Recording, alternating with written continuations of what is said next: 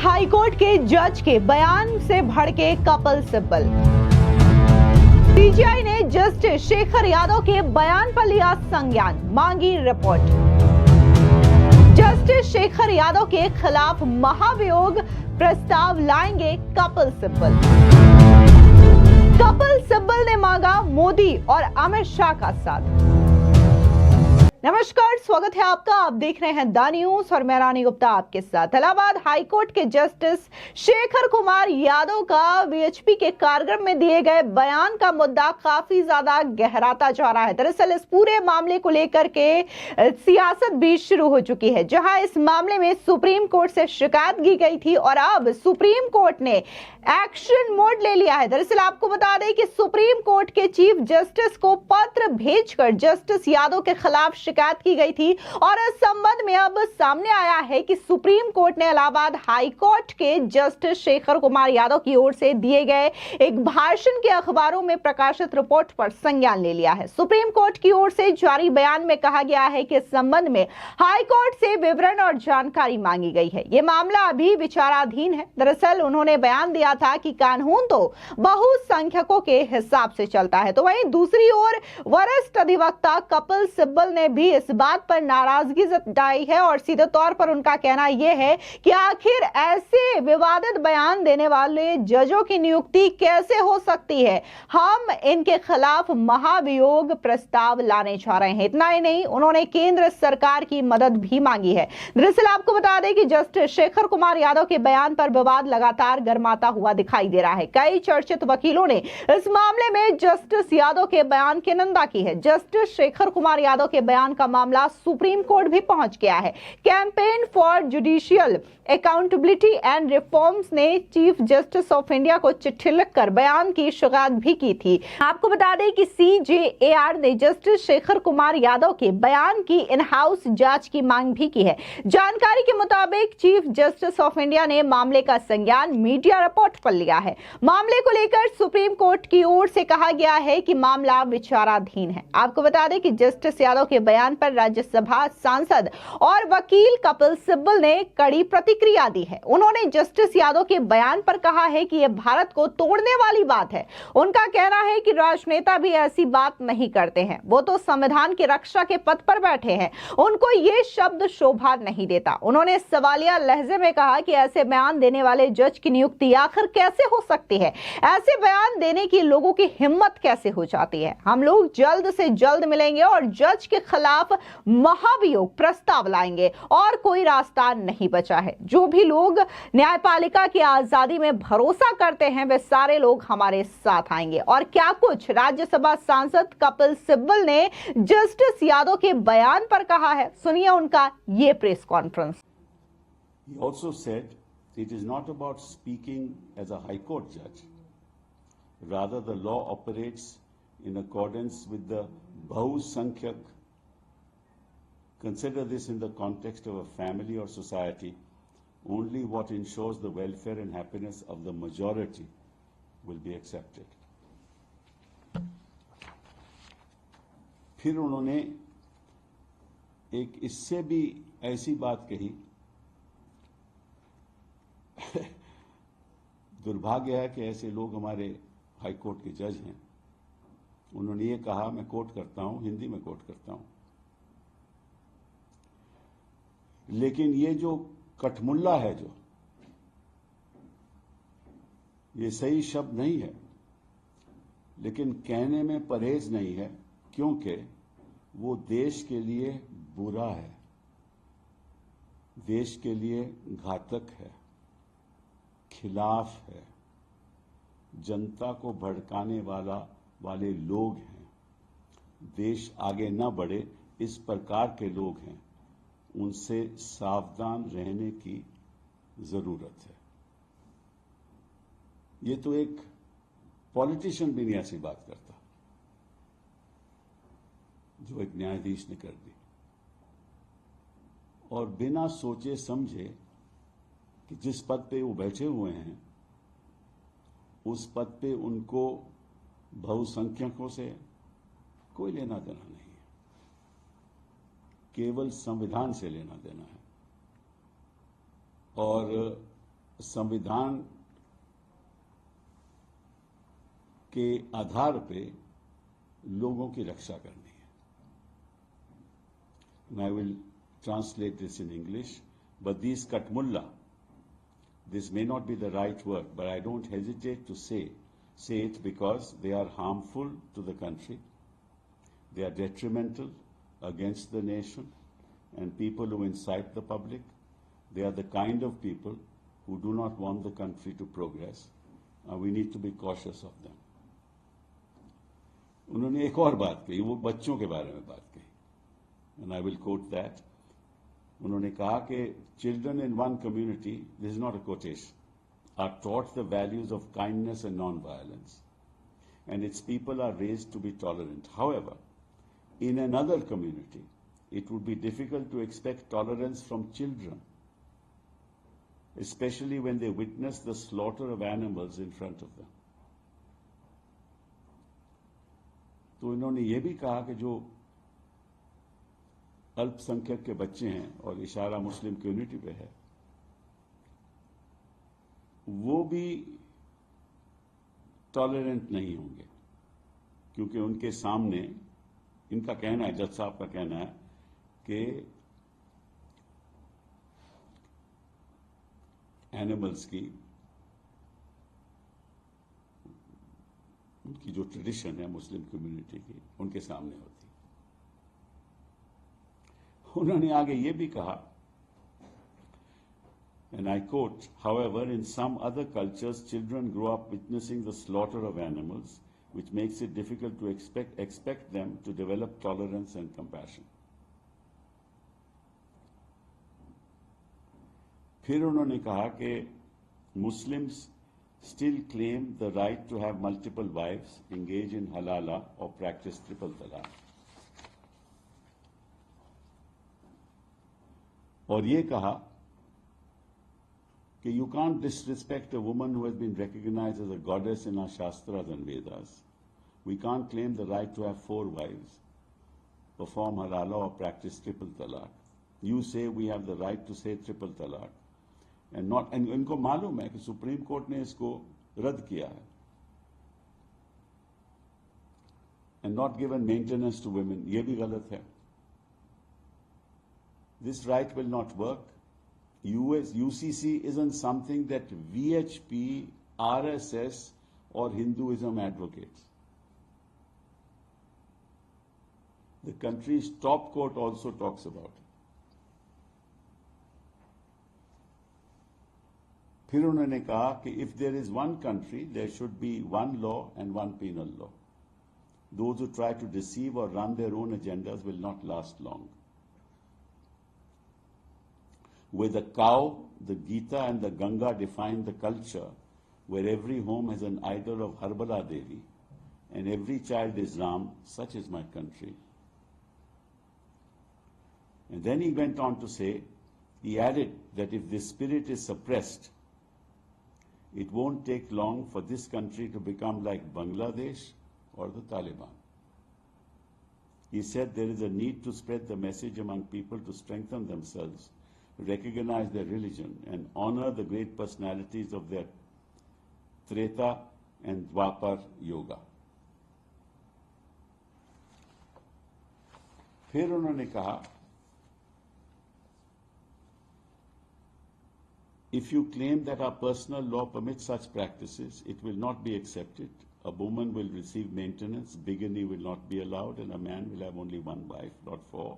If one woman receives maintenance while another does not, it leads to discrimination, which is against the Constitution. फिर उन्होंने कहा, every religion must shun all bad and evil practices. ये सही है. If they don't do it, the country will bring a common law for all its citizens. फिर कहा कि in October 2021, पहले भी इन्होंने कहा, he urged the central government to introduce a law to honor Lord Ram, Lord Krishna, the Ramayana, Mahabharata, Bhagavad Gita, and others. और कहा कि the government should bring a law to include cows within the scope of fundamental rights under Part 3 of the Constitution. जब गाय का कल्याण होगा तभी देश का कल्याण होगा. और ये भी कहा कि he stated that scientists believe that the cow is the only animal that both inhales and exhales oxygen. ये हमारे न्यायाधीश हैं. फिर कहा there is no place for religious fanaticism. ये बात सही है. Greed or fear in the country. And if a person from the majority community converts to another religion after being insulted, then the country becomes weak, allowing destructive powers to benefit.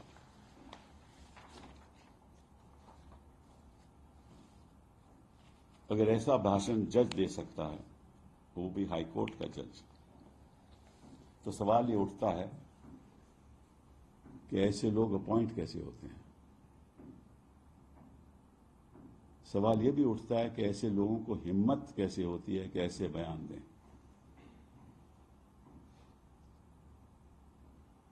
सवाल ये भी उठता है कि पिछले 10 साल में ऐसा क्यों हो रहा है. आपको मालूम है और ये बात सभी जानते हैं कि कलकत्ता के जज भी कुर्सी पे बैठ के, हाई कोर्ट की कुर्सी पे बैठ के कुछ ऐसे फैसले करते थे और तुरंत उसके बाद रिजाइन करके भाजपा में शामिल हो गए और अब मेंबर ऑफ पार्लियामेंट हैं. तो मैं समझता हूं दो बातें. पहली बात कि सुप्रीम कोर्ट को इस संदर्भ में ठोस कदम उठाना चाहिए. मैं मानता हूं कि सुप्रीम कोर्ट को यह पावर है कि ऐसे शख्स को उस कुर्सी पे बैठने की इजाजत नहीं होना चाहिए और जब तक वो वहां है उसके आगे कोई केस नहीं जाने चाहिए. दूसरी बात, मैंने कुछ सहयोगी लीडरों से चर्चा की है. मैंने दिग्विजय सिंह जी से, विवेक तनखा जी से, जावेद अली साहब से जो समाजवादी पार्टी के हैं, मोहन झा साहब से जो आरजेडी के हैं, जॉन ब्रिटास साहब से जो सीपीएम के हैं, और उनसे चर्चा हुई है और हम जल्द ही जल्द मेंबर ऑफ पार्लियामेंट मिलेंगे और हम जज साहब के खिलाफ एक इम्पीचमेंट मोशन लाएंगे. कोई और रास्ता बचा नहीं. पिछले कई सालों से हम देख रहे हैं कि जिस तरह से न्याय की प्रणाली में खोट सा फैल रहा है.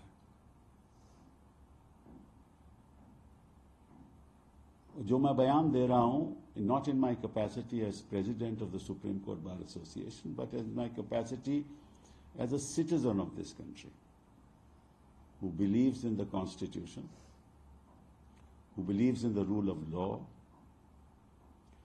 and who believes passionately in the independence of the judiciary. आपको याद होगा और शायद याद नहीं भी होगा कि मई 7, 1997 में, May 7, 1997, the Supreme Court of India unanimously adopted what was called the Restatement of Values of Judicial Life. और उसके लगभग 16 बिंदु थे.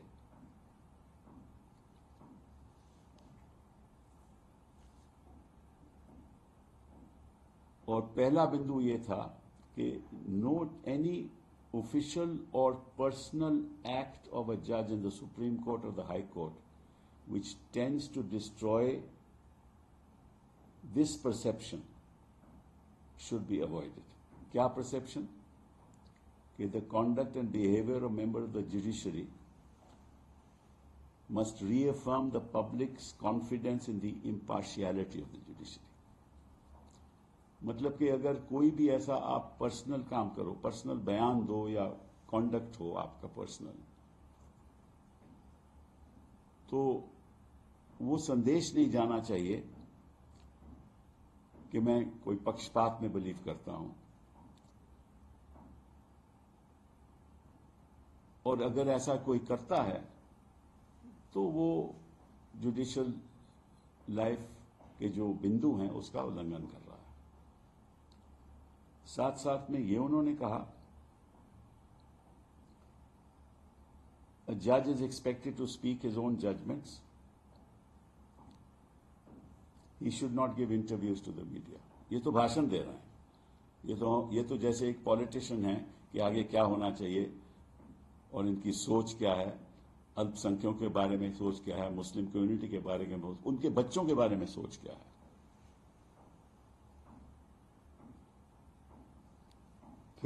फिर इसमें लिखा है, नो जज शैल एंगेज इन पब्लिक डिबेट और express publicly his views on political matters or matters which are pending or are likely to come before the court for judicial decision. क्योंकि राजनीतिक आपको बयान नहीं देना चाहिए, देना ही नहीं चाहिए, लेकिन ये तो कहीं आगे चले गए। ये तो भड़काऊ बयान है, ये तो नफरत का बयान है। This is hate speech in every sense of the word. This is a violation of all principles of judicial conduct. It is clearly misconduct of a judge sitting in a high place. साथ में last इसका है, a judge should at all times be mindful that he is in the public eye and should not do any act or omission which is prejudicial to his office or to the public esteem of the office. ये सब चीजों, सब principal का ये उल्लंघन है। और मैं चाहूंगा कि इसमें जो सत्ता पक्ष के लोग हैं वो हमारे साथ जुड़ें